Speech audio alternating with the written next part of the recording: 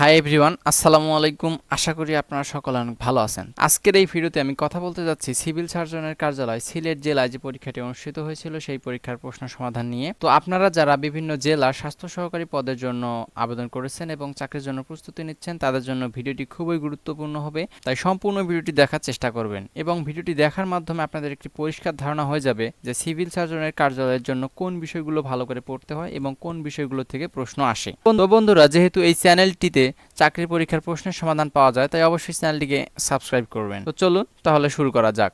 তো প্রথমেই বাংলা অংশ থেকে দেয়া আছে, নিচের বাগধারা সমূহের অর্থ লিখুন। অর্থাৎ গুড়ে বালি, আশায় নিরাশা, মামার সম্পত্তির লোভে এখন গুড়ে বালি, হাতের পাঁচ অর্থাৎ শেষ সম্বল, বাড়ির জমিটাই তার হাতের পাঁচ, উড়নচণ্ডী অর্থাৎ অমিতব্যয়ী, এমন উড়নচণ্ডীর মতো খরচ করলে যে কোনো মানুষ নিঃস্ব হয়ে যাবে, আঙুল ফুলে কলা গাছ অর্থাৎ হঠাৎ বড়লোক হওয়া, সুদের ব্যবসা করে মতিনের আঙুল ফুলে কলা গাছ হয়ে গেছে, ইঁদুর কপালে অর্থাৎ মন্দভাগ্য, ছেলেটার ইঁদুর কপাল, বারবার পরীক্ষা দিয়েও টিকতে পারছে না।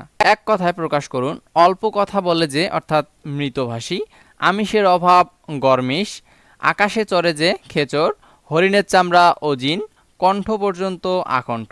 তারপর এখানে বিপরীত শব্দ লিখুন। আদি অন্ত, অজ্ঞ বিজ্ঞ, গৃহী সন্ন্যাসী, অনুকূল প্রতিকূল, আবির্ভাব তিরোভাব। তারপর সন্ধি বিচ্ছেদ করুন। গবেষণা গোযোগ এসনা, ছাত্র ছাত্রযোগ অ, সংকল্প সমযোগ কল্প, জৈনক জনযোগ এক, সংবাদ সমযোগবাদ। তারপর বানান শুদ্ধ করে লিখুন। শ্রদ্ধাঞ্জলি, এটা হবে শ্রদ্ধাঞ্জলি, ব্যতীত এখানে হবে ব্যতীত, ইতিমধ্যে অর্থাৎ ইতোমধ্যে, পিপীলিকা পিপীলিকা, সমীচীন এখানে দুটোই দীর্ঘিকার হবে সমীচীন। তারপর এখানে ইংলিশ অংশের সমাধান, এখানে বানানটা ভুল হয়েছে। How many pillars of smart Bangladesh, write the name of pillars, অর্থাৎ স্মার্ট বাংলাদেশের ভিত্তি কয়টি? তো স্মার্ট বাংলাদেশের ভিত্তি হচ্ছে চারটি: smart citizen, smart economy, smart government, smart society. নিচের বাক্যসমূহের ইংরেজি অনুবাদ লিখুন, অর্থাৎ ট্রান্সলেট করতে হবে। সিলেট সুরমা নদীর তীরে অবস্থিত। Sylhet stands on the banks of Surma. Suman cricket খেলে। Suman plays cricket. পাখিটি আকাশে ওড়ে। The bird flies in the sky. পৃথিবী সূর্যের চারদিকে ঘোরে। The earth move round the sun. আমি 7 দিন যাবৎ জ্বরে ভুগছি। I have been suffering from fever for 7 days। তারপর fill in the blanks with suitable word. এখানে do not short dash me, এখানে হবে at me. I am good dash English, এখানে হবে at English. My birthday is dash November, এখানে হবে in November. He died dash cholera, এখানে হবে of cholera. Good to pity dash him, এখানে হবে অন হিম। তারপর এখানে make sentence with following. Put up with, তো এটা হবে টলারেট অর্থাৎ সহ্য করা। Parents must put up with the tolerate of kids prior to অর্থাৎ পূর্বে। Submit your proposal prior to হাকিমস। ক্যাটস অ্যান্ড ডগস অর্থাৎ হেভিলি মুষলধারে। It was raining cats and dog অর্থাৎ মুষলধারে বৃষ্টি হচ্ছে। ব্ল্যাক অ্যান্ড হোয়াইট অর্থাৎ লিখিত in writing. Put down the statement in black and white. At one অর্থাৎ হঠাৎ, sudden. All at once at tiger come out from forest. তারপর এখানে রাইট কারেক্ট স্পেলিং, তো এখানে 5টি বানান ছিল যে বানানগুলো ভুল, তো সঠিক হচ্ছে লিশিওর, এর বানানটা হচ্ছে এইটা। কিন্ডার গার্ডেন, এর বানান হচ্ছে এইটা। মিসপেল, এর বানান হচ্ছে এইটা। মার্সেল, এর বানান হচ্ছে এইটা। আর অ্যাওয়ারনেস, এর বানান হচ্ছে এইটা। তো তারপর এখানে সাধারণ জ্ঞান অংশ। তো নিচের প্রশ্নগুলোর উত্তর লিখুন। এশিয়ার দীর্ঘতম নদী কোনটি? এটি হচ্ছে ইয়াংসি কিয়াং।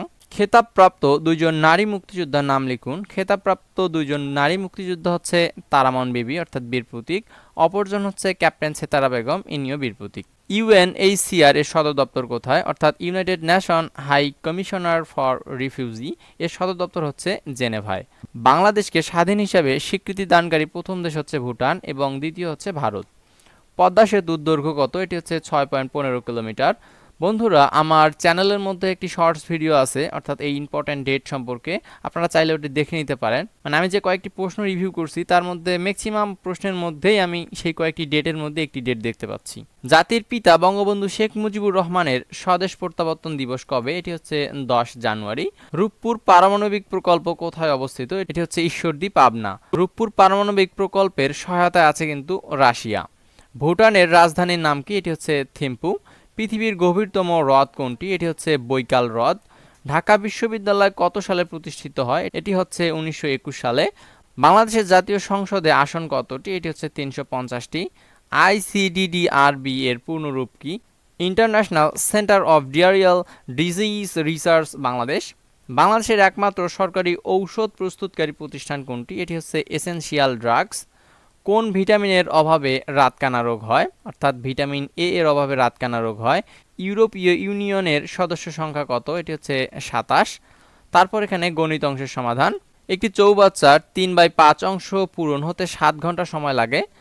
চৌবাচ্চাটির বাকি অংশ পূরণ হতে আর কত সময় লাগবে? এটা হচ্ছে 4 ঘন্টা 40 মিনিট। উৎপাদকে বিশ্লেষণ করুন। x² plus 13x plus 36। এটা উৎপাদকে বিশ্লেষণ করলে হবে x plus 4 into x plus 9। একটি ত্রিভুজাকৃতির জমির ভূমি 75 ফুট এবং উচ্চতা 44 ফুট। প্রতি বর্গ ফুট 23.50 টাকা হারে ঘাস লাগাতে কত টাকা খরচ হবে?